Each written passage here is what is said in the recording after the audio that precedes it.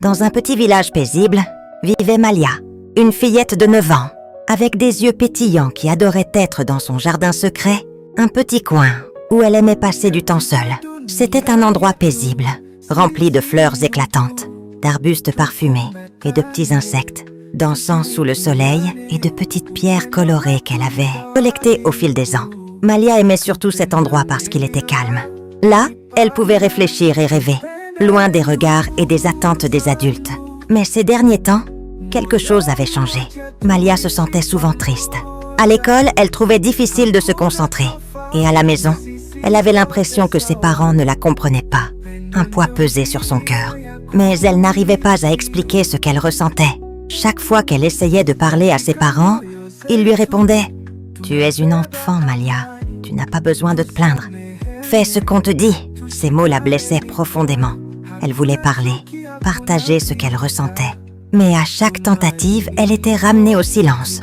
Elle avait l'impression que sa voix ne comptait pas. Elle se sentait coincée, comme une fleur qui ne pouvait s'épanouir par manque de soleil. Un jour, alors qu'elle était assise sous le grand arbre de son jardin secret, un oiseau aux plumes multicolores apparut soudain. C'était Lumi, un oiseau magique, connu pour aider ceux qui avaient le cœur lourd. « Bonjour, petite Malia », dit Lumi d'une voix douce et chantante. « Je sens que ton jardin est magnifique, mais ton cœur, lui, semble bien triste. Que se passe-t-il » Malia hésita un moment, puis murmura. « Je me sens seule, Lumi. J'ai l'impression que mes parents ne m'écoutent pas. À chaque fois que je veux parler, ils disent que je suis une enfant et que je dois me taire. Mais j'ai des choses à dire et parfois, j'ai peur de leur dire ce que je ressens. » Lumi hocha la tête avec compréhension. « Ah, Malia, ce que tu ressens est important. Tu sais, les émotions sont comme les plantes de ton jardin. Elles doivent être exprimées et soignées pour grandir. Chaque fleur de ton jardin a besoin d'attention pour s'épanouir, tout comme toi. Si tes émotions restent enfermées et ignorées, elles se transforment en mauvaises herbes qui étouffent ta joie et tout le reste. Mais tu n'as pas à affronter cela seul. Tu peux en parler et il existe des personnes formées pour t'aider. » L'oiseau invita Malia à fermer les yeux. « Imagine ton cœur comme un jardin, » dit Lumi. « Que vois-tu » Malia visualisa un jardin sombre et en désordre, avec des fleurs fanées et des mauvaises herbes qui poussaient là partout. « Mon jardin est triste, Lumi, » dit-elle en ouvrant les yeux. « Alors, nous allons l'embellir, » répondit Lumi. « Voici 3 choses que tu peux faire pour prendre soin de ton jardin intérieur. Donne un nom à ce que tu ressens. Dire « je suis triste » ou « je suis en colère » est un premier pas pour comprendre tes émotions. 2. Trouve un moyen de les exprimer. Tu peux écrire dans un carnet, dessiner ou même parler à quelqu'un en qui tu as confiance. 3. Demande de l'aide quand c'est trop difficile. Les parents et les adultes sages peuvent t'aider si tu leur expliques calmement. Avec ces conseils, Malia commença à se sentir un peu mieux. Elle prit un carnet et y dessina des fleurs pour représenter ses sentiments. Une rose pour la joie, une marguerite pour la peur et une tulipe pour la tristesse. Chaque pétale était une pensée qu'elle n'avait jamais osé partager. Un soir, elle trouva le courage de parler à ses parents et de leur montrer son carnet. « Papa, maman » commença-t-elle, la voix tremblante. « Je sais que vous voulez que je sois sage et obéissante. Mais parfois, j'ai des choses importantes à dire. Quand vous me dites de me taire, ça me rend triste et ça me fait peur. Je veux vous montrer quelque chose. Voici mon jardin intérieur. Vous voyez cette fleur fanée ? C'est ma tristesse quand je me sens ignorée. J'aimerais que vous m'écoutiez parfois, même si je suis une enfant. » Les parents de Malia, surpris, mais touchés par ces mots, se regardèrent longuement.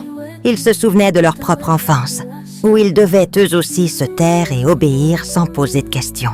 Ils réalisèrent qu'ils avaient inconsciemment reproduit ce qu'ils avaient eux-mêmes vécu. « Tu as raison, Malia, » dit sa mère en lui prenant la main. « Nous voulons que tu sois respectueuse, mais nous devons aussi apprendre à t'écouter.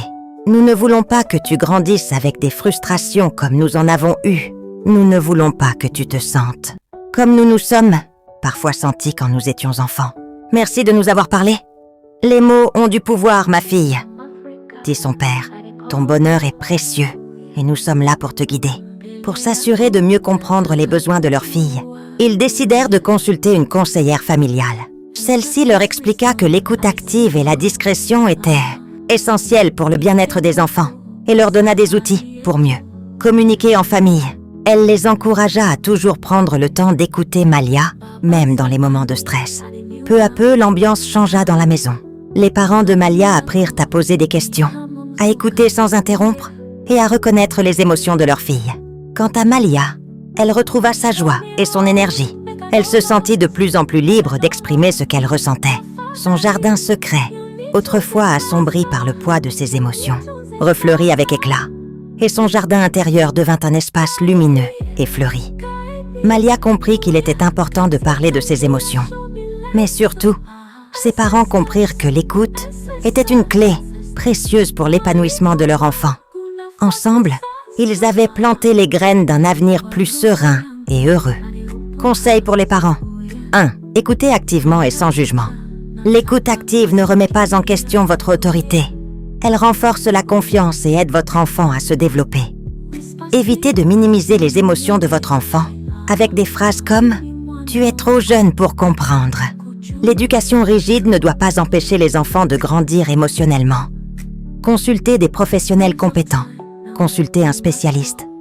Un psychologue ou un conseiller familial peut aider à briser les cycles de silence et de frustration hérités du passé.